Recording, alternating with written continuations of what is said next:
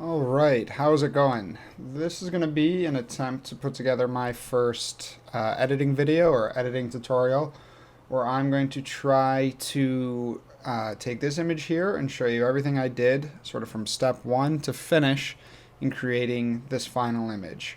So as you could imagine, this is a two-shot composite that comes from two main images. The first one is the foreground image, which was taken about an hour after sunset, so pretty good into blue hour. You can see there's some stars that are already even coming out here a little bit. And of course, this is Delicate Arch in Arches National Park. And then the second image, which was taken from nearly the same location, is our Milky Way shot. This will be the sky part of our image. And this was taken a few hours later. I think it was about midnight, just depending on sort of when I liked the alignment for the Milky Way that time of year. Now this Milky Way shot is a stacked image to reduce noise. I've already done that. I'm not going to spend time showing you how to stack Milky Way shots to reduce noise. There's a lot of good tutorials out there on that already, and I didn't really want to quite waste that time. But you can see I shot this at very high ISO, 20 millimeters f4, and I was on a tracker, so I was able to shoot for 30 seconds without getting any star trails. And you can see that even at 30 seconds, the stars are pretty pinpoint sharp. So this was, I think it was a 12-shot stack. So I took 12 of those shots, stacked them to reduce noise. But other than that, I haven't done anything to this image. So this is, sort of the raw file version of that image. There's been no white balance adjustment yet, no anything else. So I'll get into the full editing routine that I go through for a Milky Way shot like this, along with the foreground, and then I'm going to take those both into Photoshop, finalize the editing, and really show you how I blend those images together to come away with a shot that looks like this. Alright, let's get into it. Alright, so we are going to get started here with our foreground image in Lightroom. Lightroom is sort of where everything begins for me. It's what I use to catalog all of my images, keep everything organized, and it's where I do all of the sort of high-level raw photo adjustments before I bring things over to Photoshop. So it's where I start with everything, and I'm just going to take you through some of the early adjustments that I do to this raw file. So one of the first things I'm going to do is go into Line Corrections, enable Profile Corrections, and remove Chromatic Aberrations. That's pretty standard. You're going to want to do that on almost every single picture. The next thing is the Detail tab. This is also pretty standard for me. I usually leave the sharpening here around 40. I like to pull the radius down, bump the detail up. It's just going to give me a more refined sharpening. And here I'm also going to mask a little bit. If you hold down Alt and you slide this, you can see what it's masking out. I'm just trying to sort of focus on sort of that outline of the arch and the little cracks in it. So I'm going to mask just a bit. And then I usually push noise reduction up just a bit to be safe. Again, this was shot at ISO 100, so I don't think there's too much going on there with noise reduction, but it can't hurt. If you do the before and after here, you see a little bit of a difference. It might not be too much, but again, that's just a pretty standard edit. The next thing I do right after that is I want to adjust my white balance. So as I mentioned, this was shot at blue hour at about an hour after sunset, and I'm just going to want to warm up the foreground here a little bit. You can see I've got this light coming underneath. I set up my headlamp under there to give a little glow under the arch, and I just want to emphasize that. So I'm going to warm this up a little bit. So I often just use the arrow keys. You can sort of tap those or hold those to start pushing this up. Sorry if that overlay is a little annoying on screen, but I'm just going to bump these up until I get my arch a little bit warmer. I'm kind of just doing it in chunks, seeing what I like. And if you hit this slash here, you can see a before and after of what we've done already. And you can see how it's warming up some of these rock colors in the arch. And then as I do that, when you start to make your image a lot warmer, you'll also want to bring the tint up a little bit. As you can see, this yellow is starting to look like a hint of green to me, and I want to avoid that. So I'm going to bump up this tint a little bit just to kind of keep that warmth. Might pop this up a little bit more. I think that's a pretty good starting point. So you can see a before and after. Just already a big difference. Just adjusting that white balance can make. And that's, I mean, that's why you shoot raw. All right. Might tap up the exposure a little bit, but we can always mess with that a little bit more later. Now, the other big thing that I like to do to some of my raw files before I bring them into Photoshop is I come down to the calibration tab and I bump these up a little bit. And what that does is it helps saturate just a certain channel of the raw file, because raw files usually start out pretty gray toned naturally. So one that I find that's usually pretty helpful is to bring up this blues channel. And I usually bring it up, I'm not afraid to mess with that. I bring it up pretty good. And you can see it affects the saturation throughout the image. And of course it's going to affect the blues. I mean, of course that's going to happen. But it's also affecting these other colors, these yellows and oranges that are in the arch. And even though these colors don't look blue, that doesn't mean that those colors aren't going through the blue channel of an image. So I'm going to leave it at about there. And then sort of the second step to this is, because it bumps up the blues so much, is I come into this HSL, this Hue, Saturation, Luminance tab, and I'm going to bring the blues down. I usually like to bring it down by about half of whatever I messed it up here. So if I bumped it up by 70, I'll bring it down about half of that. That's just kind of my rule of thumb. I'll also see how it looks. So here's a before and here's an after. You can already see we've done a lot to the foreground to sort of change the tone and really bring out the colors of that arch. So I think that's the image that I'm going to start with. All right, so next we are going to work with our Milky Way image, our sky image in Lightroom. And as I mentioned, this is a stacked shot for noise reduction, but I haven't made any other adjustments yet in Lightroom. So now in the last image we did lens corrections and details right away. However, those are two things that I take care of before I stack my images. The lens corrections are the same. I actually don't do anything with detail before I stack my star images and reduce noise. Like I said, there's a lot of information out there on how to stack star images. I'm not going to get into that. There's plenty that you can Google. So starting with the stacked image, I'm going to go into the Basic tab. And we're going to start with white balance again right away, the same way we did. So I want to bring this down. I want a colder Milky Way, sort of a bluer Milky Way. So I'm looking for the sky to start to get a little bit blue. But before it gets sort of too blue like that, and before the blue starts to seep into these white parts of the Milky Way. So I don't want to go that low.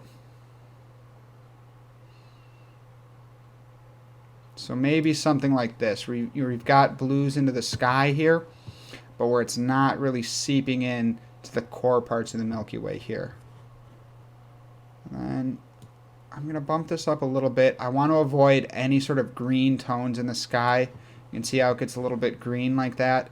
I really don't like greens in my Milky Way, so I'm going to make sure that this is bumped up just a little bit to pull that out. So you can already see the differences that we're getting just by adjusting the white balance there. Now the other thing I'm going to do is bring down the exposure here a little bit.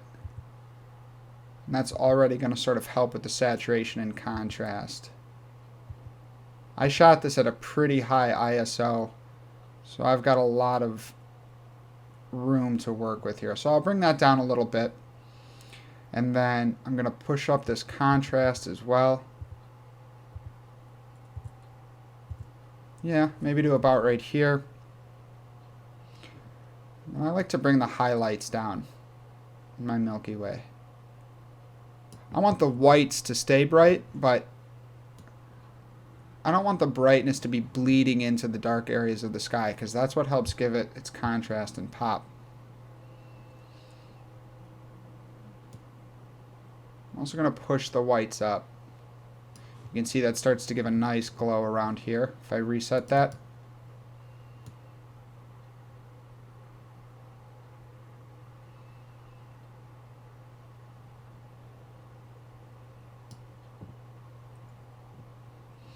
And then sometimes also I'll push this dehaze up a little bit. You have to be careful. This is a very powerful slider. You can quickly overdo your Milky Way edits. sometimes just a little bit.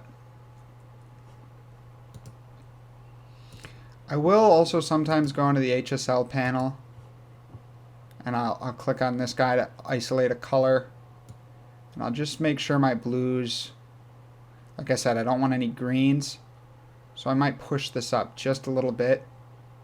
It's probably not going to be enough to notice, but I just want to avoid there being any greens in the Milky Way. So I think this is probably where I would start it. This is looking a little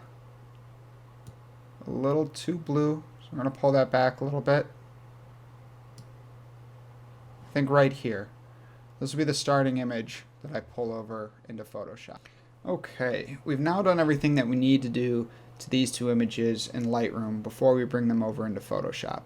And that's going to be the next step of this editing process. We're going to get these images into Photoshop, and that's where we're going to get into the heavy lifting and the really specific adjustments that we make to each one before we combine them into our final image. So I'm going to select these two images, go to Edit, open a Smart Object in Photoshop.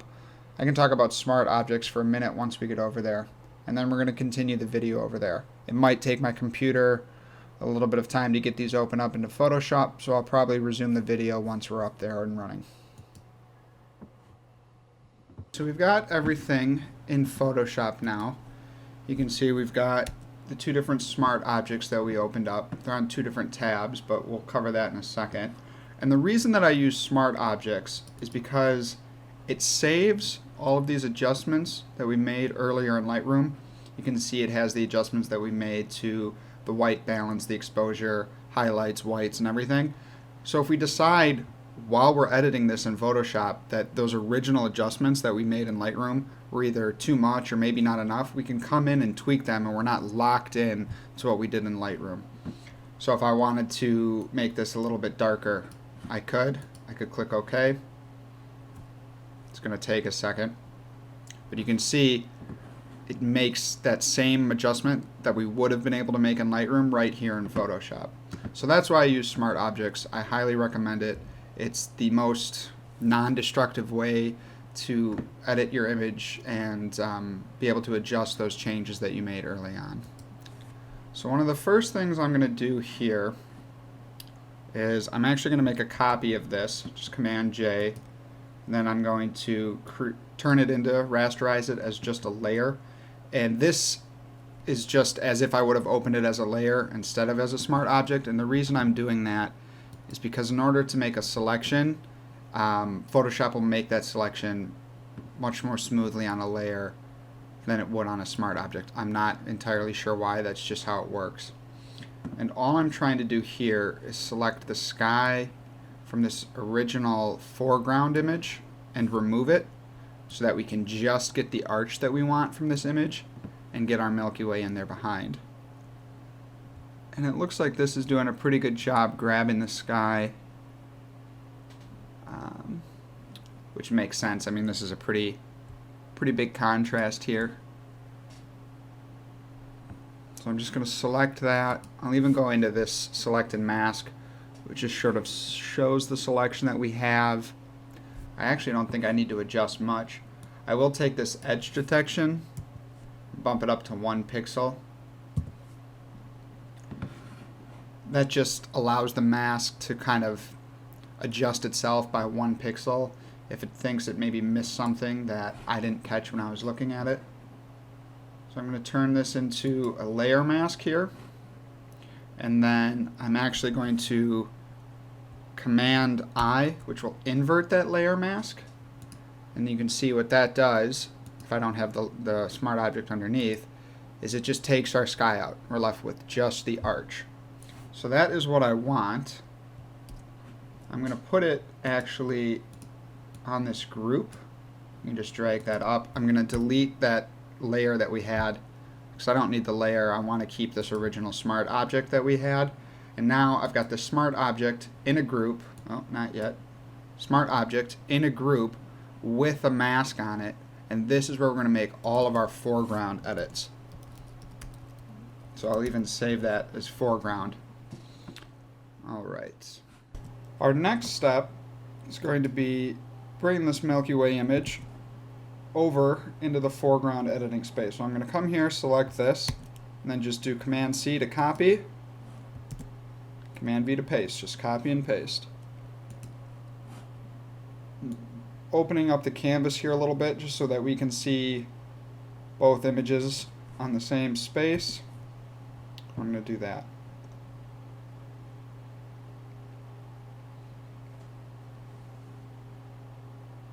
Okay. Now, I'm going to take this foreground. So I'm going to take the sky, pull it beneath the foreground, so you can see it goes behind the foreground. I'm also going to put that into a group. So now we have the sky and the foreground each in their own group, and we'll make individual edits to each one of those. So a few things here. I'm going to save pretty often throughout this entire process, and if you haven't noticed already, I'm also sort of filming this in short 4 to 5 minute chunks, and then I'm going to be stitching it together later. I hope that works out well. It just allows me to sort of stop and redo a section if I made a little bit of a mistake, or if I said something incorrectly or clicked the wrong keys. So you'll notice that the video sort of has natural breaking points in it. I'll try to put it together as seamlessly as I can. This is sort of my first shot at this. We'll see how it goes. So a few quick things on editing. The first thing I want to talk about is luminosity masks. Hopefully you are familiar with luminosity masks. You don't have to be an expert with them. I'm certainly not, but hopefully you have an understanding of luminosity masks. I'm going to be using luminosity masks throughout this entire editing process. I think they're essential to editing in Photoshop. There's a lot of different panels out there that will help you with luminosity masks. I use Raya Pro. It's a Jimmy McIntyre product. I highly recommend it. There's a bunch of free tutorials on YouTube. He even has a free version of this panel that has just the basic buttons that you would need, so you could download that and watch his tutorials 100% for free. But the entire package, I think, was 40 or 50 bucks and came with a couple hours of detailed tutorial videos along with this panel that has more options. Either way, I will be using luminosity masks. I'll be talking through them a little bit. I can say what some of the buttons in here do if it's a different tool than what you have, but hopefully it's something that you're familiar with. I'm also using a tablet, a Wacom tablet, to do editing with a pressure-sensitive pen. I also think that is pretty important. I would actually say that sort of cost-benefit relationship, a cheap tablet for editing might be one of the most useful things you can buy if you're getting into photography. I bought a used one, refurbished one, guaranteed through Amazon. I think it was 80 or 90 bucks, and I use it to edit every single picture. It's incredibly important, and as far as camera equipment goes and photography equipment goes, I think that's a pretty reasonable price. All right. Okay, so diving right into the editing.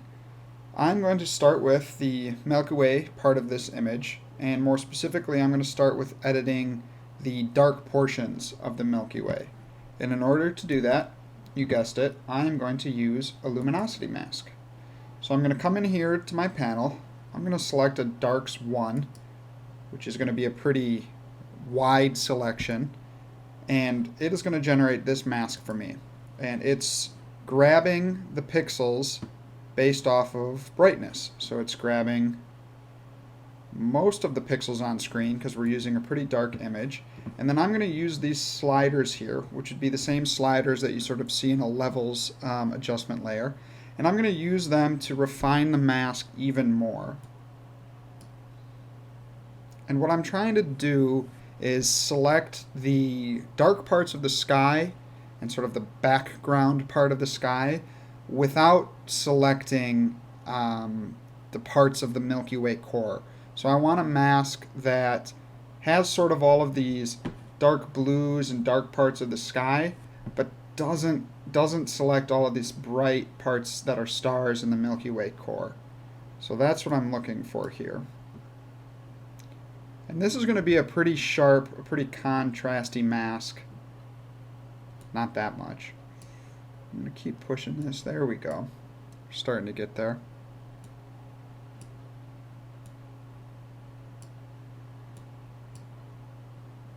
That's too much. And you've got to do a little bit of playing around here. This takes some getting used to.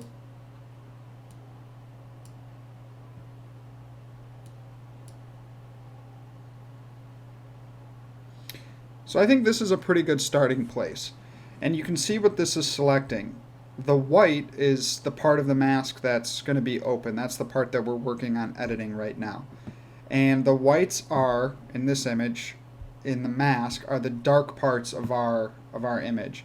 So you can see that this mask is selecting all of these dark parts of the sky, all of the dark parts in the middle of the Milky Way, these dark gases. But what it's not selecting, what it's masking out, are these black portions. And those are the actual bright parts of the Milky Way, these bright white parts, all of the stars off to the side, some of these bright stars here. And you can see how this type of selection would be nearly impossible without using a luminosity mask. So right now, while having this mask selected, I'm going to pop it onto a levels adjustment layer. So all that did was it gave us a levels layer with that mask on it. So I'm going to open up this levels layer, and what I'm going to do is I'm just going to darken it a little bit. Ooh, not that much, just a little bit. And what that's doing is darkening the dark parts of our image. So if I deselect that and reselect it, you can see it's darkening all of these dark portions of the image, but it's not darkening the bright parts, these bright stars and these bright gases that we want to stay bright. It's not affecting those.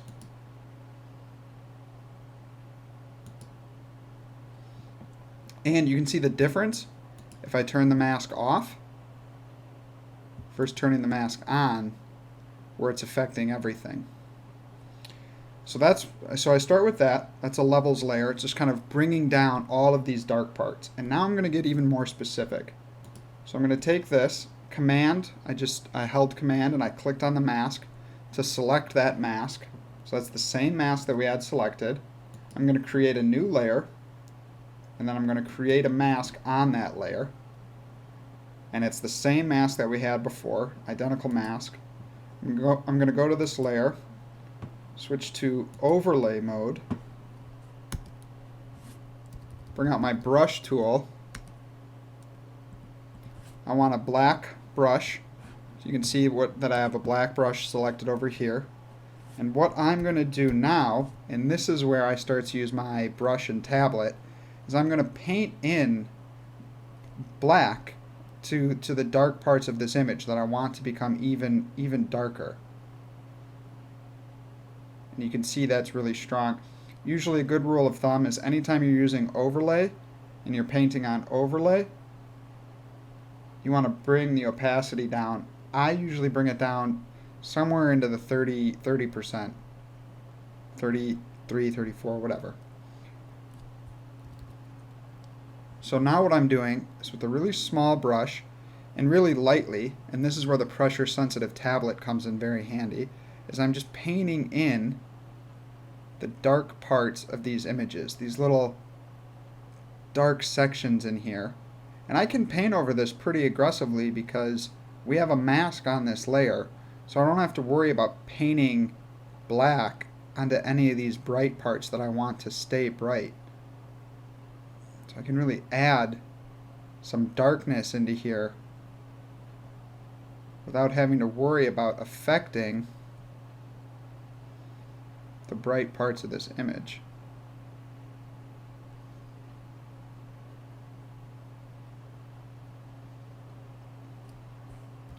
I'm going to make a bigger brush here, just using the brackets on the keyboard to open it up a little bit. I'm going to just hit 4, change the opacity of this to 4 so it's even a lighter brush. I'm just going to paint over on the outside here.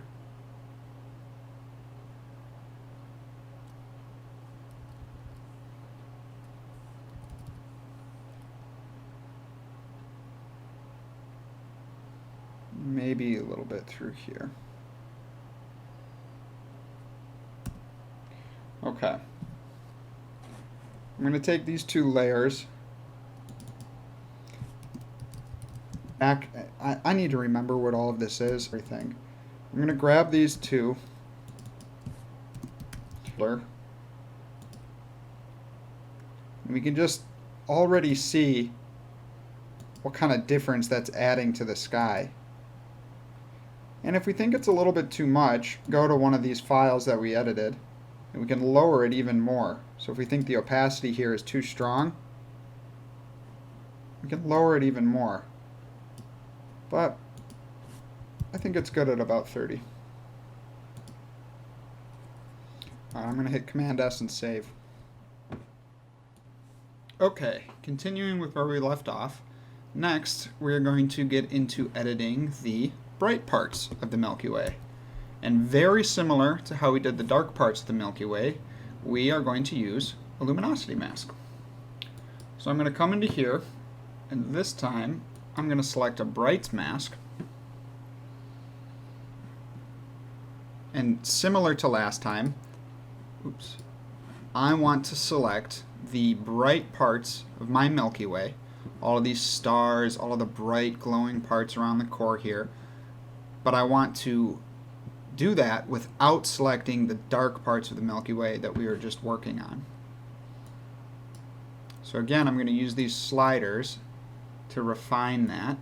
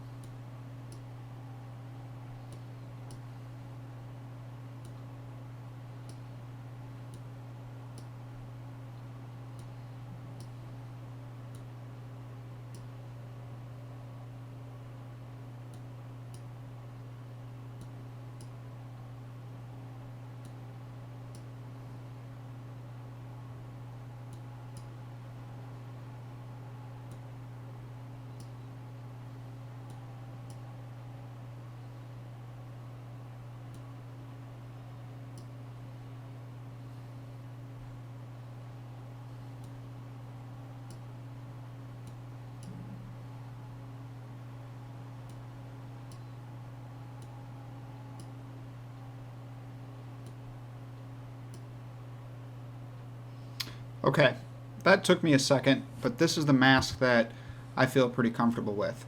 And you can see what we got here is a mask that deselects, completely masks out all of the dark background parts of this image. So all of the blues and blacks and the deep dark parts of the sky here that we were working with before is completely masked out. And all that we're left with, the selection that we have, is just the bright stars and the bright gases of this Milky Way. So similar to before, I'm going to throw this on a levels layer. You might be recognizing a bit of a pattern here. And I am going to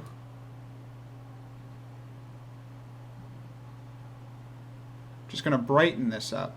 So before we darkened it a little bit. And this brightens up everything that we saw that was selected. So all these stars that are way out here, everything along the fringes, all these little white specks that we've got selected, that brightens all of them up just a little bit. You can see the difference. That might be a little heavy-handed.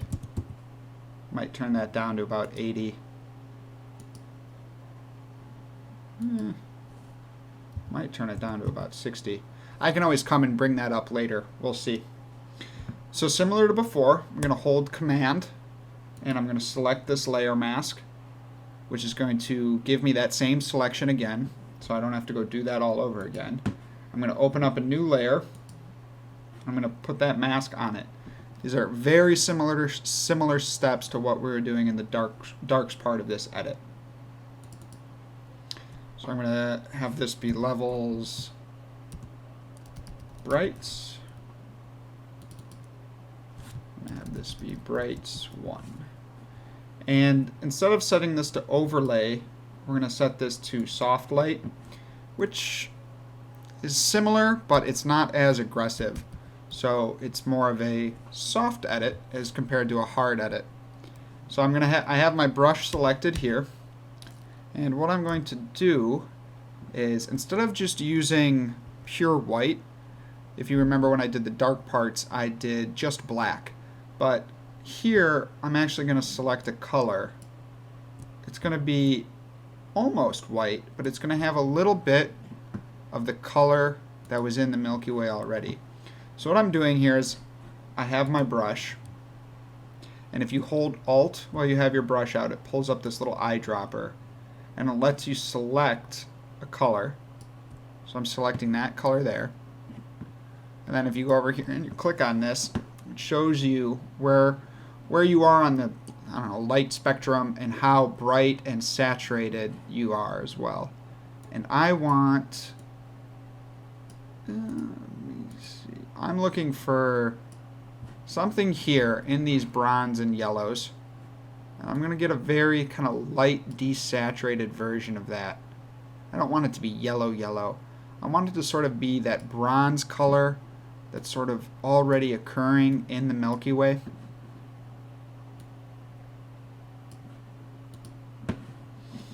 Alright, I'm actually going to zoom in a little bit because this is important.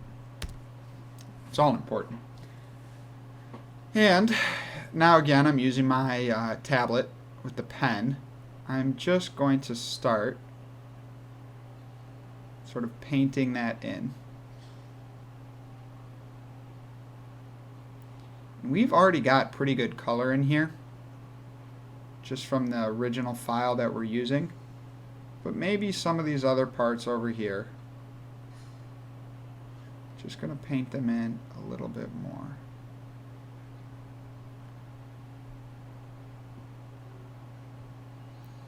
Maybe some of these parts up here that are a little bit more faded.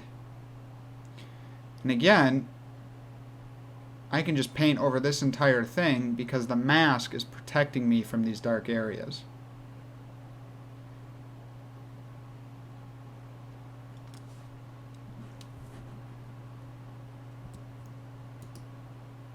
So now if I turn this on and off, you can start to see the difference there. I actually think that's pretty heavy.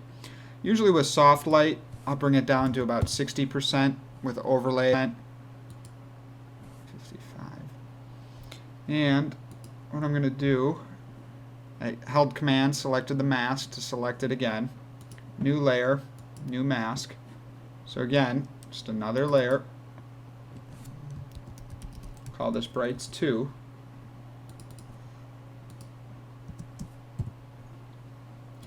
This one, I am going to switch to overlay. Overlay will not only brighten, but it'll also, what I want to do here is get even more of this color brought into the image.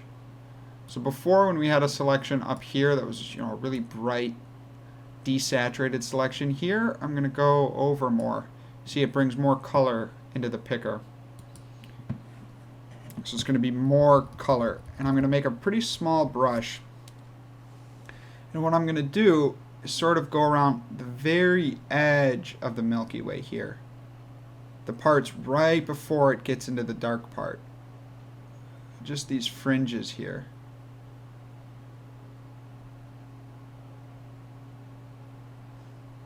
Up into here, where some of that bronze color is already kind of naturally in the Milky Way image. Just emphasizing that a little bit.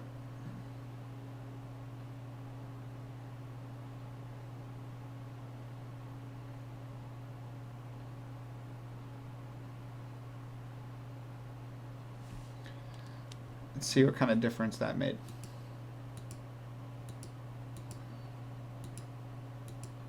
It's pretty.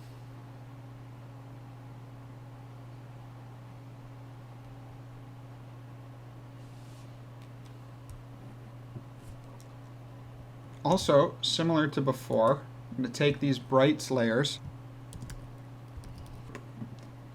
because now I can turn that all off at once and really see the difference that that brings to the image without affecting.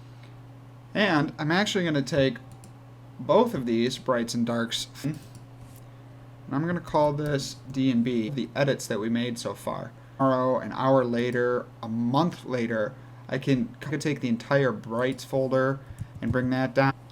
So if we collapse all of these, and we unselect this, that'd be to me.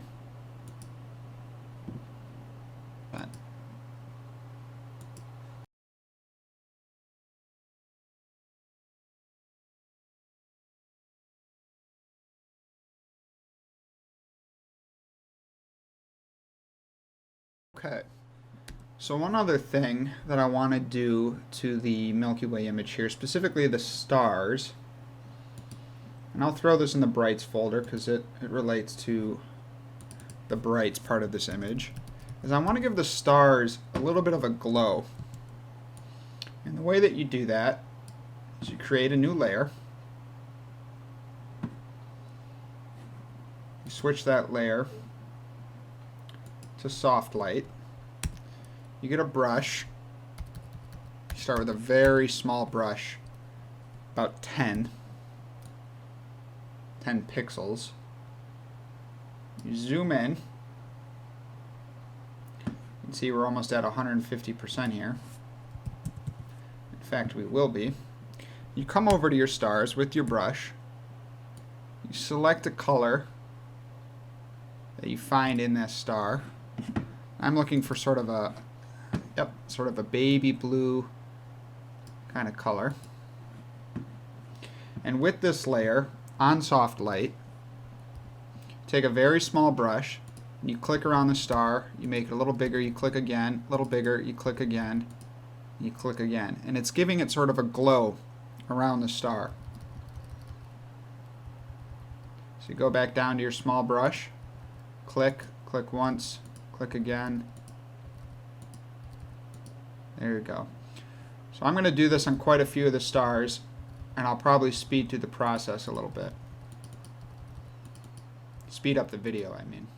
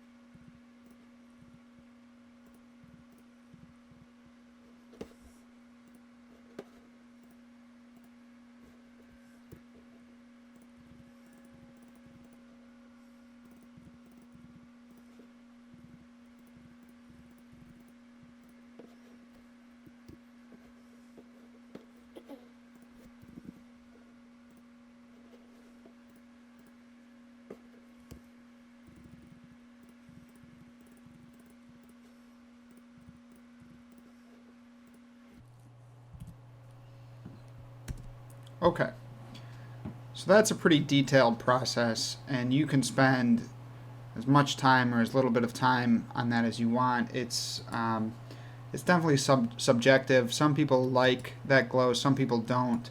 But what it's doing, because we have it to soft light, and because we sort of feathered the brush out as we were clicking, is it creates a little bit of a glow to some of the brighter stars in the image. So instead of them being fine pinpoints, they start to get a little bit of a glow like that. And you can see the difference there. I like that. I tend to do that, especially kind of with this clump of stars up here and some of these out here. It just gives the eye something to look at more than just this kind of core, this main line right here. So that's something that I like to add. You can add as much of that or as little of that as you'd like. And like I said, you can spend time being more or less picky about it. Sometimes I'll go all the way out here, add a glow to some of these stars further out. For the sake of time here, I'm not going to get into all of that. Okay, I really like what we've done with the sky here. And I think it's time to do a little bit of work on the foreground. So I'm going to collapse this folder, unmark the sky. We're going to bring up the foreground. We're going to start to do a little bit of work here. And right away you're going to notice that a lot of the steps and the things that we're doing with the foreground image follow the same pattern that we did with the Milky Way and the sky portion of the image. So right away I'm going to start off by dodging and burning different parts of the arch here to emphasize the darker shadowy areas and the bright parts that are coming into it as well. So I'm going to go into this dodge and burn panel, and I'm going to create a darks shadow layer. What I'm going to do, and this is the same as if we would have gone into the panel that we were using earlier and selected a darks layer. It's just selecting the shadow parts of this image. You can see that selects nearly all of it because this is a very dark capture. So what I'm doing is I'm just narrowing it down even more. I'm really pushing this to be selective.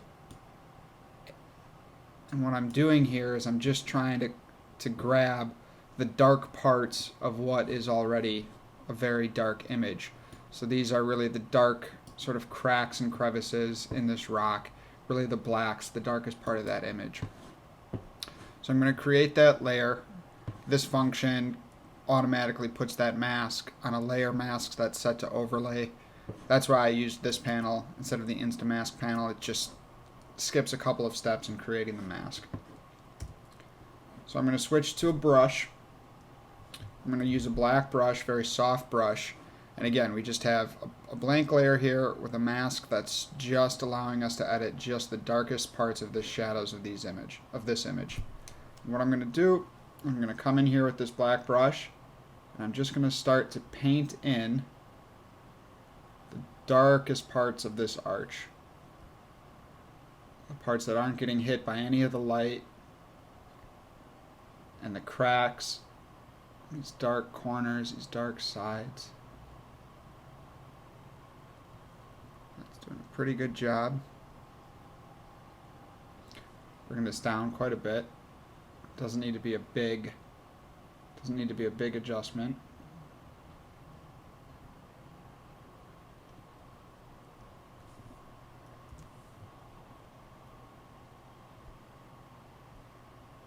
So right away you can see that added some depth to the darkest parts of this image. And really gives it that deep black. Alright, I'm going to hit Command D to deselect anything we have going on there. I'm going to come back to this dodge and burn panel, and I'm going to create a midtones mask. So now I'm trying to select and emphasize the midtones of this arch. So that's what it starts me off with. And I want it to be a little bit more selective than that. There we go. So you see I'm trying to select some of the lighter tones of this rock, but without these darker parts that we were already working with. So something like that. I'm going to click OK. And you'll see that that puts the mask automatically on a soft light layer. So again, soft light overlay with masks. This is very similar to what we were doing with the Milky Way image before. Now I'm also going to come in here with a brush. I'm going to toggle to a lighter color, and I'm going to try to select and sort of a color that's already kind of naturally found in the rock. And I'm going to go into the color picker. I'm going to pick a much lighter, desaturated version of that color. Actually, I want to make sure it's a little bit orange. I don't want it pushing any of this green tint. So with that color on soft light, I'm just going to very gently paint onto the brighter parts of this arch.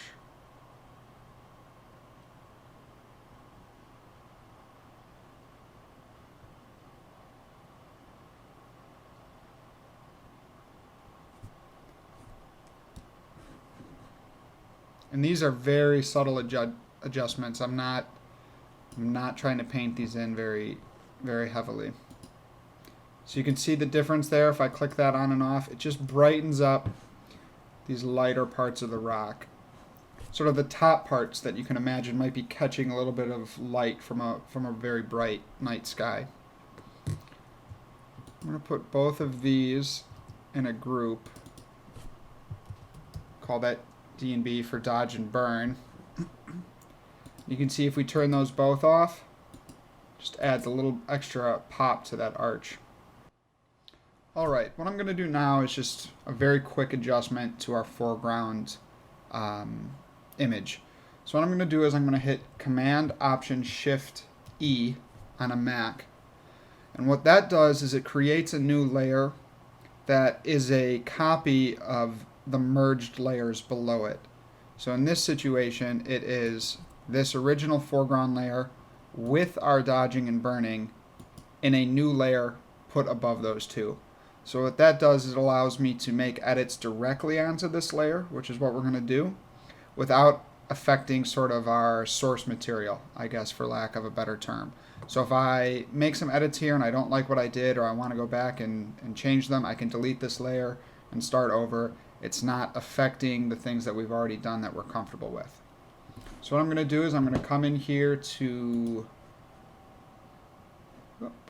Filter, Other, High Pass. I have this already set to 2.4 pixels. I usually use something between 2 and 3. Hit OK, and then switch from normal to soft light. And what this is doing is this is a detail adding layer. This is going to add some fine detail to the arch. And if I turn this off and turn this on, you can see a very subtle adjustment to the detail, to the fine parts, to the fine detail of this image. That's what this is adding. It might be tough to tell with the video quality, I'm not sure. But give it a shot on some of your images. This is something that I do towards the end of an image that really adds some fine sharpening to the image. Zoom out, and I'm going to mark this as high pass. Alright, I'm going to save here too. Alright, so I like what we've done here with the foreground, and I think now it's time to bring the sky in and align this image.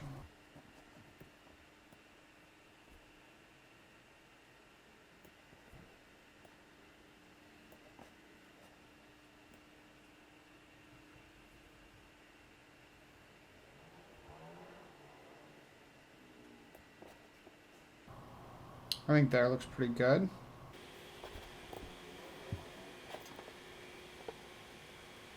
All I was doing there is I just selected this entire folder just with the selection tool.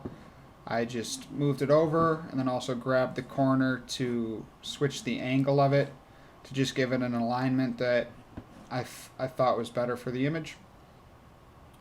And now I'm going to crop out this excess part that we're no longer working with, that we no longer need. Crop it down to the final size that we're going to have.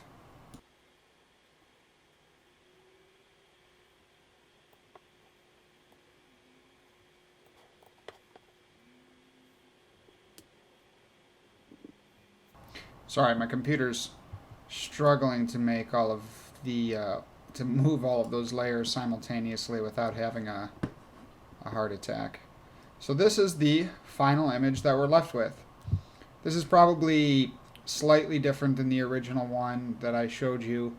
I worked through both of them differently and independently, so sort of like snowflakes. No two ever end up exactly the same. But I like this. This is a good final image. This is probably what I'd feel pretty comfortable working with. I might have tried to align things a little bit more to the right so I didn't have to cut it as close right here. And I might have stretched it so I could extend it up just a little bit further to get a better aspect ratio. But that's, you know, really splitting hairs, and that really wasn't what this editing tutorial and video was supposed to be about. I don't want to spend a ton of time aligning two different layers in Photoshop. You get the idea of what we're working with here and what we're trying to do. So hopefully you found this helpful and that there was some good information in there for everybody. So I think that does it. Thanks again for watching. Like I said, this is sort of my first attempt at doing one of these walkthrough videos from both a photography standpoint and from a computer standpoint. So I'm sure there are quite a few hiccups along the way, but hopefully there is some important information in here that you were able to walk away with and you learn at least one or two useful things. Feel free to leave me any sort of feedback on this wherever I end up posting it or however you end up viewing it. Like I said, this was first time, brand new for me, so I'd love any sort of feedback on this entire process and how I could make it better and iron out some of the wrinkles. Thank you.